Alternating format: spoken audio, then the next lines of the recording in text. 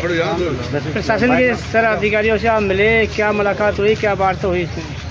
गंगापुर में जिस तरीके की घटना हुई है, ऐसी प्रथम बार ऐसी घटना हुई है कि जहां पर प्रशासन का भय कुछ जिहादी विचारधारा रखने वाले लोगों से निकल गया है। प्रशासन से ये मांग करी गई है जो परिवार है मृतक के, उनको सुरक्षा प्रदान करी जाए।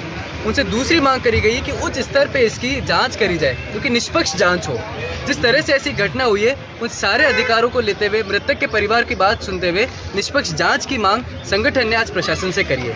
और मेरे को लगता है कि प्रशासन जिस मामले को पूरी गंभीरता से ले रहा है, उसमें जो भी अपराध बनेगा, उस अपराध में जो भी अपराधी होगा उसको अपराध में संलग्नित पाया जाएगा, और संलग्नित पाया जाएगा। विश्व हिंदू परिषद उनको न्यायालय में भी अपनी सेवा प्रदान करेगा, उनके प्रशासनिक जिम्मेदारी भी विश्व हिंदू परिषद संभालेगा, और मृतक के परिवार के साथ निरंतर रूप से विश्व हिंदू परिषद खड़ा है। मुझे लगता है परिवार को बिल्कुल निसंदेह न्याय मिलेगा। सर, आपका शुभ नाम और पद क्या है? मेरा नाम अमितोष पारिक है, विश्व हिंदू परिषद प्रांत प्रचार प्रमुख की जिम्मेदारी।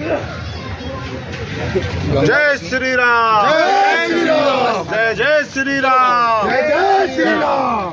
सर, एक सवाल हमारा भी है कि पुलिस ने खुलासा किया है किसी महिला के साथ में प्रेम संबंध होगा। अच्छा, तो आप हाईकोर्ट के वकील भी हैं, तो आप इस बात को थोड़ा गौर फरमाएं। देखिए, जब तक उन्होंने खुलासा कर दिया कि महिला से बातें चल रही थी, तो इस बात को उन्होंने इन्वेस्टिगेशन में लिया है, महिला को भी डिटेन किया है, नहीं किया है? मैं ये कहता हूँ कि जब तक अनुसंधान पूर्ण नहीं हो जाता, उस पर किसी भी तरीके की टिप्पणी करना या उस पर किसी भी तरीके का विचार बनाना, या मैं अपना भी ओपिनियन बनाऊंगा, वो कहीं ना कहीं अनुसंधान को किसी न किसी तरह से सफर करवाएगा। कल उन्होंने 10 बजे खुलासा किया। मैं बता रहा हूँ, अगर हम कहते हैं कि इसमें प्रेम प्रसंग है, एक बार प्रशासन की अगर मैं बात मानता हूँ, जैसा आपने कहा मानते हैं, तो क्या कोई भी अपराधी कानून अपने हाथ में ले लेगा?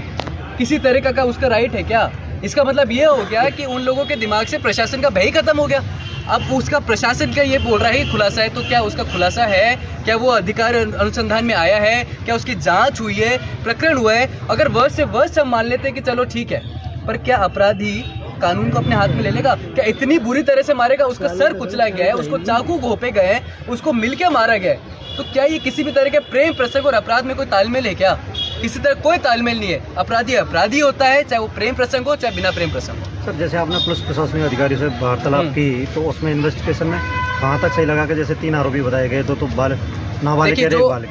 FIR है वो अज्ञात FIR हुई है, और अज्ञात FIR के अंदर में पुलिस अपना काम कर रही है। कल पुलिस ने 3 अपराधियों को भी लिया है, और जब तक जैसे जैसे उनको इन्वेस्टिगेशन के अंदर में कोई ना कोई पॉइंट मिलेंगे, वो अपराधियों को लेंगे। ये SP साहब के और प्रशासन की जिम्मेदारी है, और अगर वो अपनी जिम्मेदारी से पूर्ण नहीं होते हैं तो न्यायालय के द्वार है, न्यायालय के दरवाजे हैं, संगठन वहाँ भी जाएगा।